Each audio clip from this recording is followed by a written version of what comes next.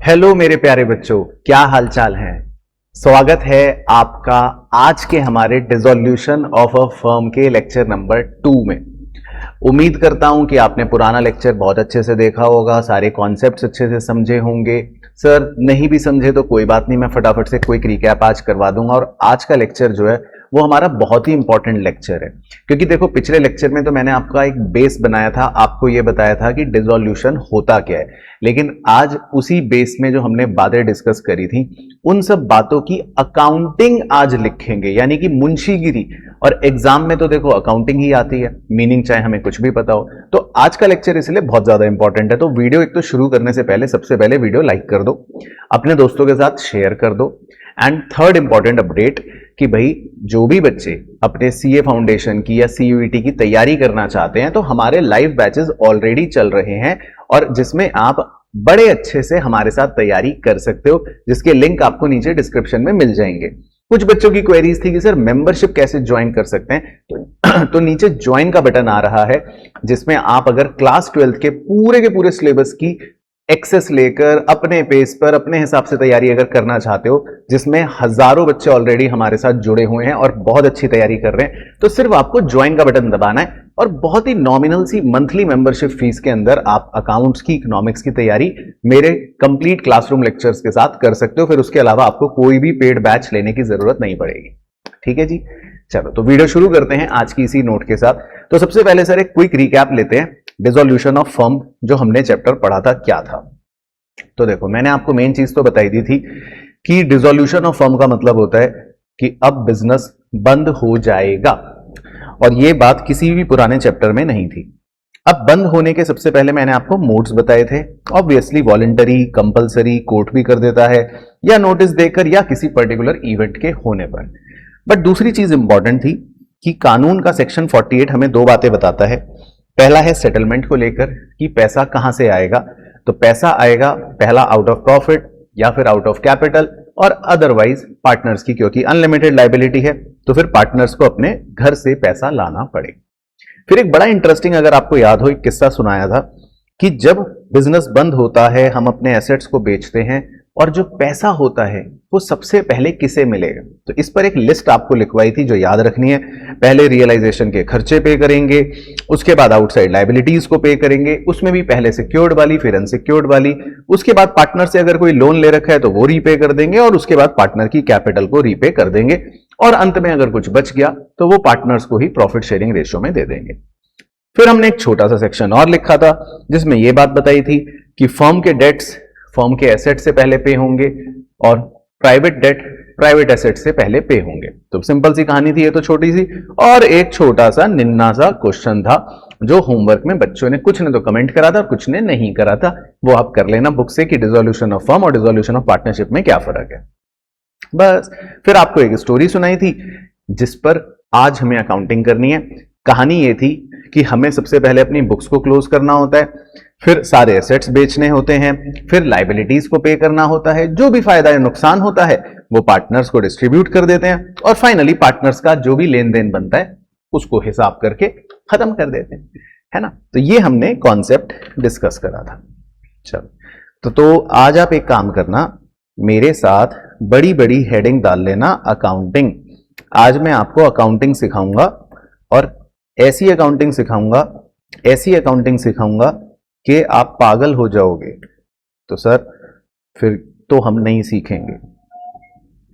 चलो तो कहने का अर्थ यह है कि हम आज बिल्कुल कॉन्सेप्चुअल तरीके से समझते हैं कि आखिर डिसोल्यूशन में अकाउंटिंग करते कैसे, है ना, स्टेप बाय स्टेप। तो सबसे पहला स्टेप होता है क्लोज द एसेट्स।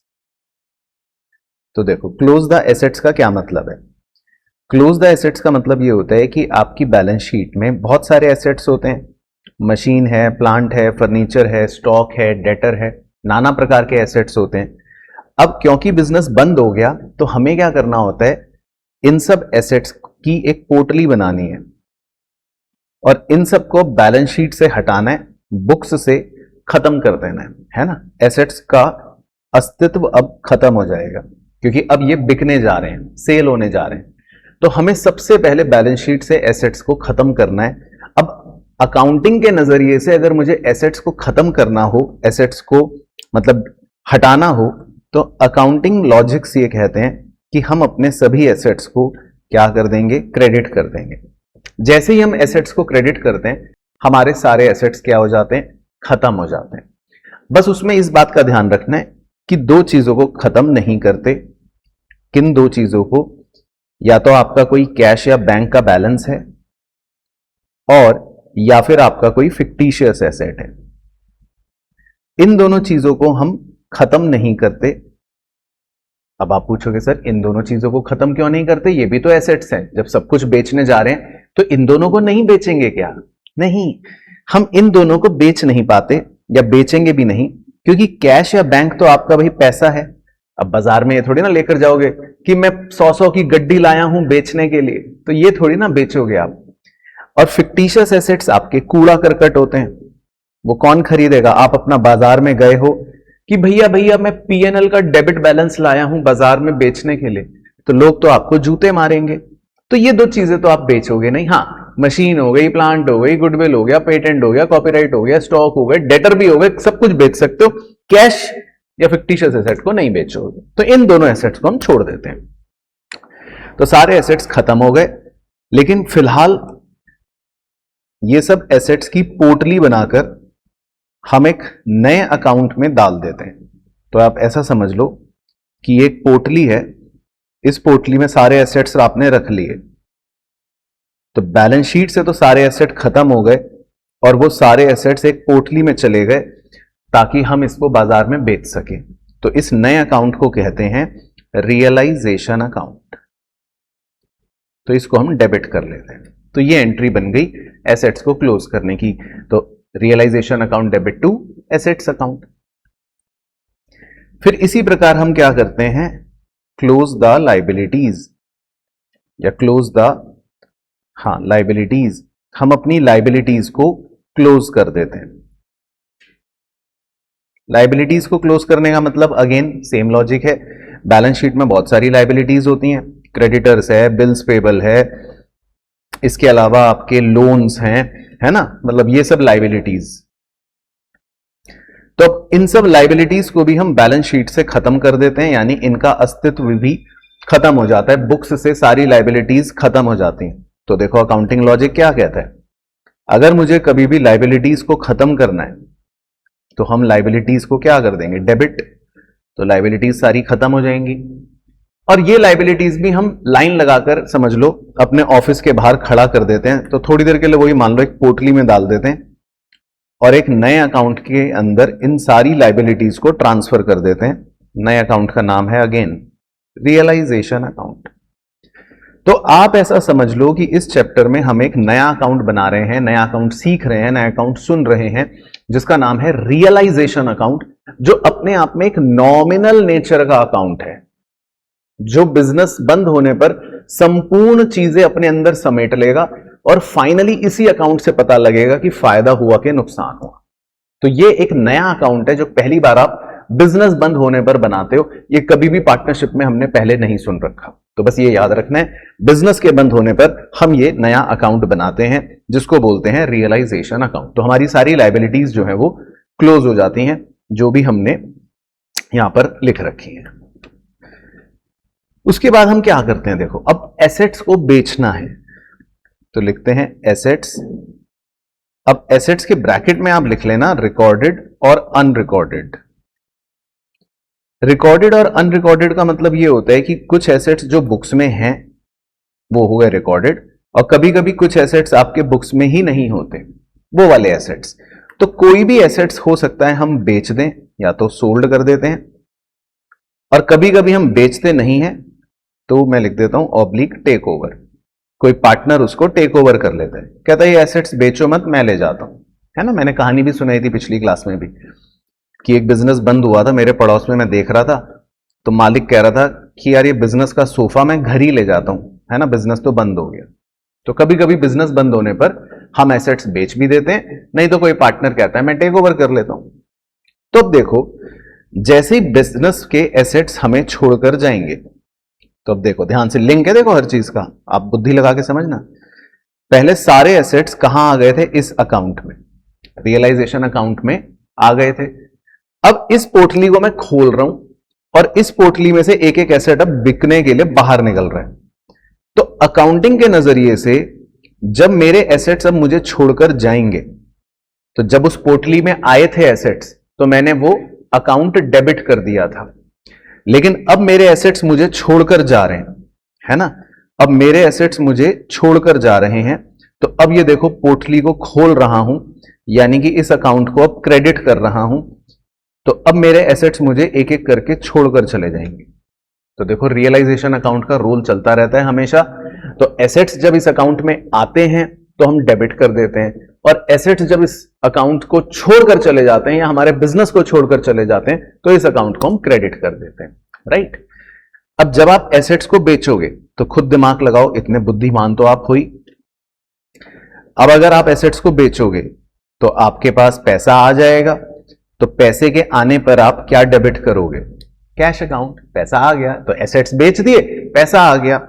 और अगर बेचा नहीं, कोई पार्टनर टेक ओवर कर रहा है, किसी पार्टनर ने कहा मैं लेकर जाऊंगा ये एसेट, तो फिर हम कहते हैं पार्टनर भाई, तो फिर तो इसका लेनदार या इसकी लेनदारी अब हम तुमसे करेंगे, तुम्हारे खाते से करेंगे।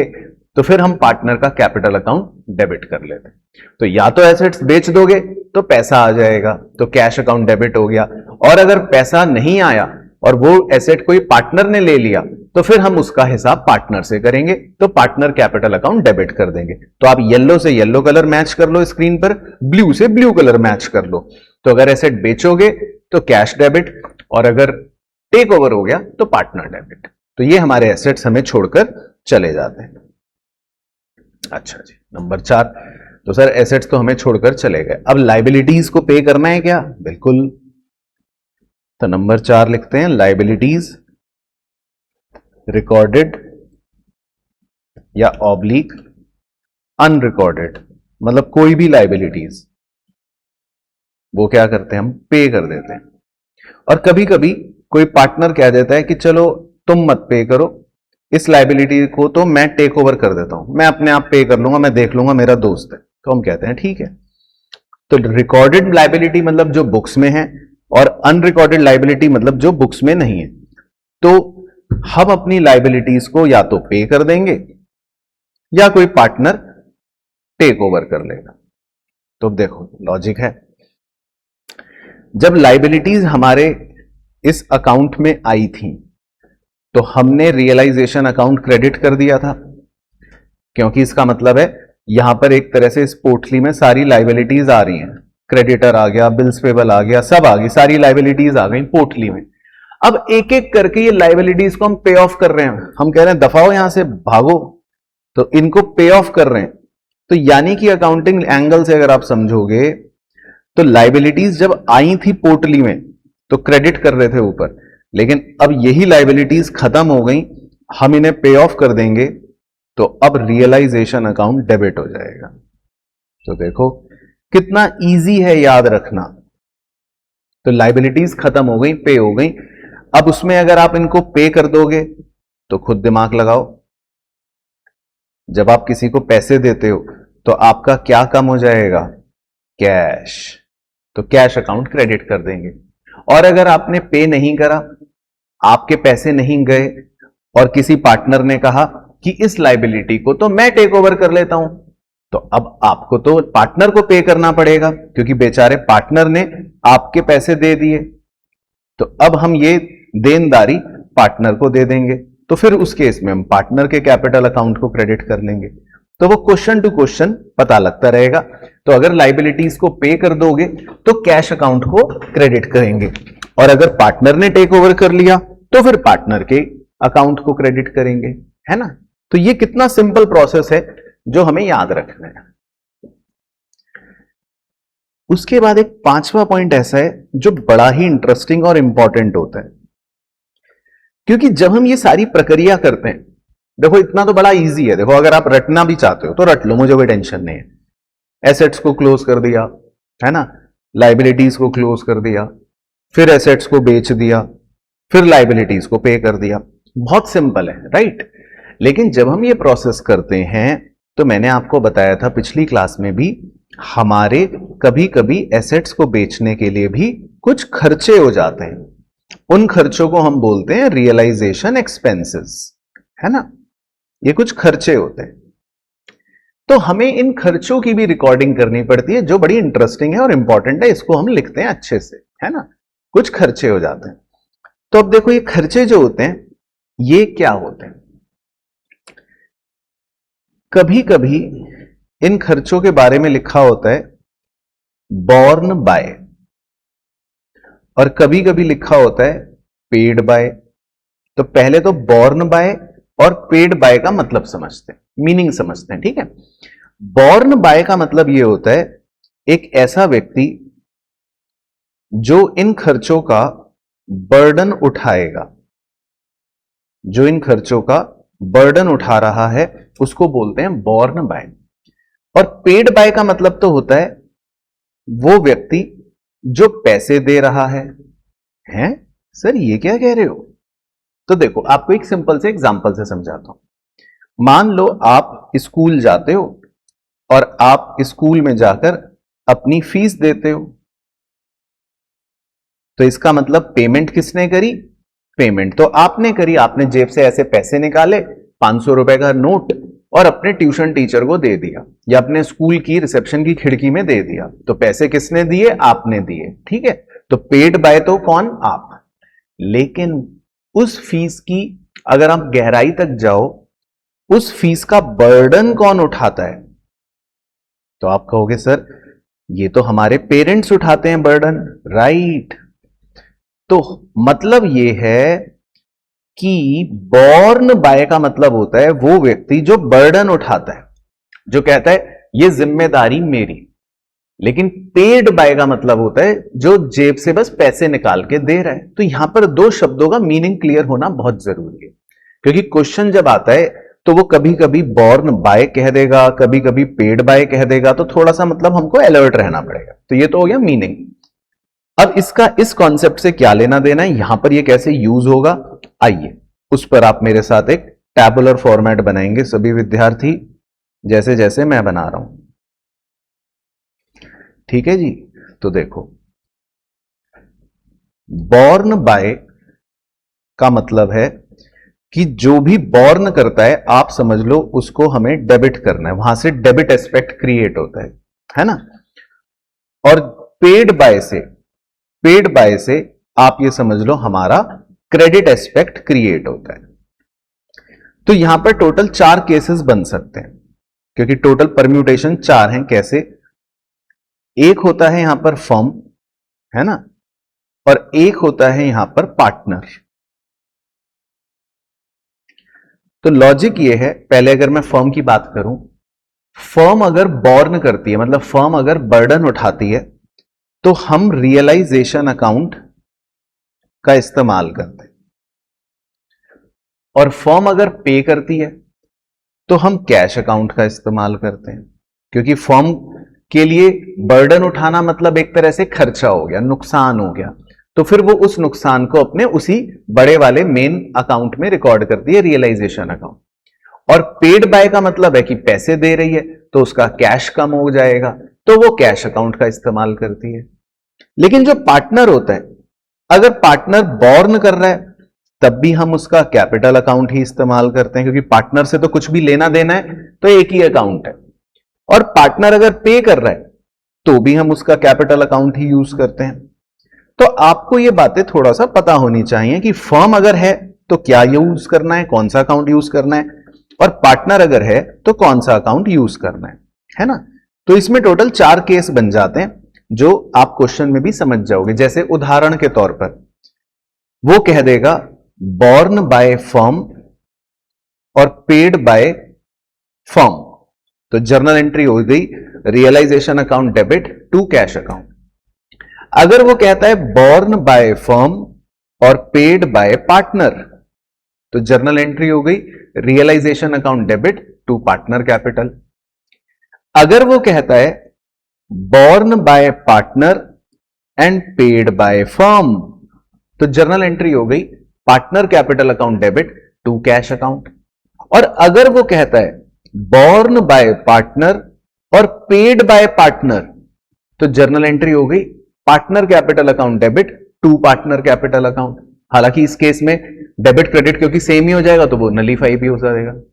तो पॉइंट ये है कि क्वेश्चन की लैंग्वेज के अनुसार हमें हर केस के हिसाब से एंट्री बनानी पड़ती है। तो ये बक्सा बड़ा काम आता है, तो इसमें 4 केसेस ये बन सकते हैं ना, वो आप क्वेश्चन में समझ जाओगे। तो बॉर्न और पेड के बारे में याद रखना है। ओके चलो, अब इसमें एक स्टार पॉइंट डाल के लिखना। एक बड़ा इंटरेस्टिंग पॉइंट होता है इसमें।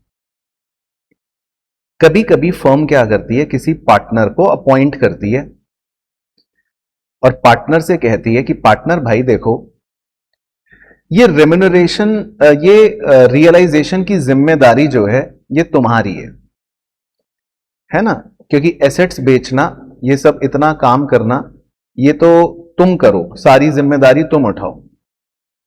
तो पार्टनर कहता है ठीक है, इसके बदले में मुझे क्या मिलेगा? तो फर्म कहती है इसके बदले में हम तुम्हें एक फिक्स्ड रेम्युनरेशन दे देंगे, या इसके बदले में हम तुम्हें कुछ कमीशन दे देंगे, जो भी तुम कहोगे। तो ये कभी कभी क्वेश्चन में दिया होता है इस तरह का पॉइंट। तो मान लो 1000 रुपए, कुछ भी, वॉट एवर। तो इसकी क्या अकाउंटिंग होगी? अगर मैं इसकी अकाउंटिंग लिखूं तो ये आप अलग से नोट कर लो। तो बाकी जो ऊपर बक्सा है वो तो है ही है, इसकी हमें अलग से एक और एंट्री करनी पड़ती है। फर्म कहती है कि भाई मेरा 1000 रुपए का नुकसान हो गया, तो वो अपने रियलाइजेशन अकाउंट को डेबिट कर लेती, क्योंकि फर्म को तो पे करना है भाई, फर्म का तो खर्चा हो गया है ना। फर्म के एंगल से देखो, फर्म के लिए तो ये भी एक खर्चा ही है ना। फर्म को तो रेम्युनरेशन देना पड़ेगा। अब किसे देना पड़ेगा भाई? किसे देना पड़ेगा? पार्टनर को देना पड़ेगा। तो हमने सीख ही रखा है, अगर पार्टनर को कुछ भी देना होता है तो हम उसका अकाउंट क्रेडिट कर लेते हैं। तो ये एंट्री आपको कभी कभी अलग से करनी पड़ती है अगर क्वेश्चन में इस तरह की कोई बात कही गई है तो ये भी आप छोटा सा स्टार पॉइंट डाल के लिख लेना, ठीक है ना। तो जनरली ये खर्चों से रिलेटेड इस तरह की बातें हो जाती हैं, तो ये हमको ध्यान रखना है। तो क्लियर हो गया? देखो, तो मोटा मोटी ये 5 बातें वो हैं जिनका विशेष ध्यान हमें ऑर्डर वाइज रखना है कि पहले एसेट्स क्लोज कर लो, फिर लाइबिलिटीज क्लोज कर लो, फिर एसेट्स हैं तो बेच दो, लाइबिलिटीज हैं तो पे कर दो, टेक ओवर भी हो सकते हैं, और खर्चे अगर हैं तो भैया ये बक्सा साक्षात एक मतलब रामबाण है जो आपको बचाएगा गलती करने से। अच्छा, अब इसके बाद हमें लिखने हैं 5 पॉइंटों के बीच में अचानक से ऐसे डालना है स्पेशल पॉइंट्स। कुछ बातें थोड़ा सा स्पेशल हैं जो अलग से इन सब चर्चाओं के मद्देनजर हमें डिस्कस करनी है, क्योंकि ये बारीक पॉइंट्स हैं। मतलब बारीक का मतलब है कई बच्चे गड़बड़ घोटाला कर देते हैं, तो उन पर हम चर्चा कर रहे हैं। जैसे नंबर 1, पहला है एग्जिस्टिंग गुडविल को लेकर। अब देखो, एग्जिस्टिंग गुडविल का मीनिंग तो आपको पता है। एग्जिस्टिंग गुडविल कौन सी होती है? जो बैलेंस शीट में आपकी नजर आ रही है। लेकिन पुराने चैप्टर्स में हम क्या करते थे? हम एग्जिस्टिंग गुडविल को राइट ऑफ करते थे। पर यहां पर यह ध्यान रखना है कि एग्जिस्टिंग गुडविल राइट ऑफ नहीं होती, एग्जिस्टिंग गुडविल को भी हम क्लोज कर देते हैं। यानी कि यहां पर इस चैप्टर में एग्जिस्टिंग गुडविल की वही एंट्री होगी जो आपको ऊपर एसेट्स क्लोज करने के लिए लिखवाई थी। तो चाहे तो दोबारा लिख लो, realisation account debit to goodwill account. तो ये देखो, इसलिए अलग हो गया यहां पर ट्रीटमेंट थोड़ा सा, है ना। तो कई बार बच्चे पुराने चैप्टर से कंफ्यूज हो जाते हैं, तो इसीलिए बात लिखवानी पड़ जाती है। तो एग्जिस्टिंग गुडविल को इस चैप्टर में हम राइट ऑफ नहीं करते, क्लोज कर देते हैं, रियलाइजेशन अकाउंट में डाल देते हैं, जैसे हमने फर्स्ट पॉइंट में बाकी सब एसेट्स को डाला था। Second point, asset given to a liability. कभी कभी ये भी एक बड़ा इंटरेस्टिंग और स्पेशल पॉइंट हो जाता है कि हम क्या करते हैं, हम अपना कोई एसेट किसी लाइबिलिटी को दे देते हैं। मतलब ये क्या सर? तो मान लो जैसे हमारे पास एक स्टॉक है 8000 का, और ये हमारा क्रेडिटर है मान लो 10,000 का। तो अब हमारे पास पैसे तो नहीं होते, तो हम इस क्रेडिटर को कहते हैं भाई देख, पैसे तो है नहीं, तुझे स्टॉक दे देते हैं, तू ये स्टॉक ले ले, है ना। अब और हमारे पास पैसे भी नहीं है, 2000 वो तो हम दे नहीं सकते। तो इस तरह से कभी कभी फुल सेटलमेंट हो जाता है। वो कहता है चलो ठीक है यार, अब क्या करें, बिजनेस बंद हो गया, अब क्या कर सकता है वो, है ना। तो इसमें हमें क्वेश्चन क्या देता है, क्या एंट्री करनी है? तो इसका आंसर है क्या? देखो, हमारी लाइबिलिटी खत्म, तो पॉइंट नंबर 4 के हिसाब से रियलाइजेशन अकाउंट डेबिट करेंगे क्योंकि लाइबिलिटी इज ओवर।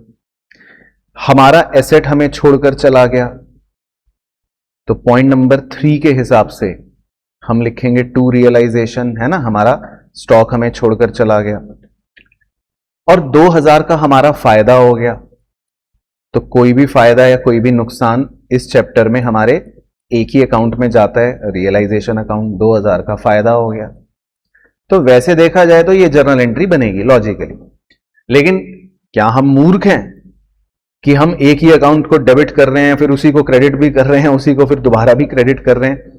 तो टेक्निकली ये अकाउंट आपस में नलीफाई हो जाते हैं। तो इस बात के लिए हम सीधा एग्जाम में भी लिख सकते हैं नो एंट्री, क्योंकि कुछ हुआ नहीं ना टेक्निकली, तो अकाउंटिंग के परस्पेक्टिव से तो वही अकाउंट डेबिट हो रहा है, वही अकाउंट क्रेडिट भी हो गया उतने से, तो कटी गई बात।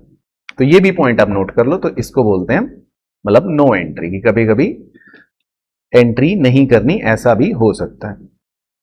उसके बाद देखो पॉइंट नंबर 3, ये तो बहुत ही फेवरेट पॉइंट है, सीबीएसई का ट्रिकी पॉइंट है। इफ क्वेश्चन इज साइलेंट, अगर क्वेश्चन साइलेंट होगा तो 3 बातें ध्यान रखनी है। क्या? नंबर 1, जितने भी टेंजिबल एसेट्स होते हैं तो माना जाएगा कि हमने उनको बेच दिया है एट बुक वैल्यू। तो जो भी उनकी बैलेंस शीट की वैल्यू होगी, माना जाएगा कि हमने उनको बुक वैल्यू पर बेच दिया। लेकिन जितने भी इनटेंजिबल एसेट्स होंगे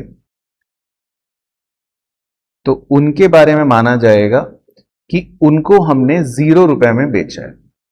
तो अगर क्वेश्चन साइलेंट है तो ये अजम्पशन सीबीएसई भी कहता है, मान के चलो। और अगर क्वेश्चन साइलेंट है तो हमारी जितनी भी आउटसाइड लाइबिलिटीज होंगी, क्रेडिटर्स, लोन, बिल्स पेबल, तो माना जाएगा कि हम उन्हें भी बुक वैल्यू पर पे करेंगे। तो ये 3 बातें हमें अपने आप फॉलो करनी पड़ती हैं। क्वेश्चन कभी कभी साइलेंट होता है, और सीबीएसई तो चालाक है, वो तो जानबूझ के साइलेंट होगा ताकि बच्चा गलती करे, है ना। तो आउटसाइड लाइबिलिटी क्या होती है वो आप क्वेश्चन में समझ जाओगे। जनरली आउटसाइड लाइबिलिटीज का मतलब होता है, जैसे छोटे से कुछ उदाहरण आप लिख भी सकते हो, क्रेडिटर्स हो गया, है ना, बिल्स पेबल हो गए, लोन हो गए, या कोई रिलेटिव से आपने लोन लिया है ना, रिलेटिव का लोन हो गया, या एम्प्लॉइज प्रोविडेंट फंड हो गया, है ना, आउटस्टैंडिंग कोई एक्सपेंस हो गया, एटसेट्रा। ये सब चीजें हमारी आउटसाइड लाइबिलिटीज होती है ना। लेकिन प्रोविजन फॉर डाउटफुल डेट्स है, या कोई फ्री रिजर्व है, या पार्टनर की कैपिटल है, या पार्टनर का लोन है, ये सब चीजें आउटसाइड लाइबिलिटी नहीं होती, है ना। वो थोड़ा सा मतलब इंटरनल लाइबिलिटीज हो गई काइंड ऑफ, तो वो भी हम ध्यान रखें। चलो उसके बाद point number 4, investment fluctuation reserve.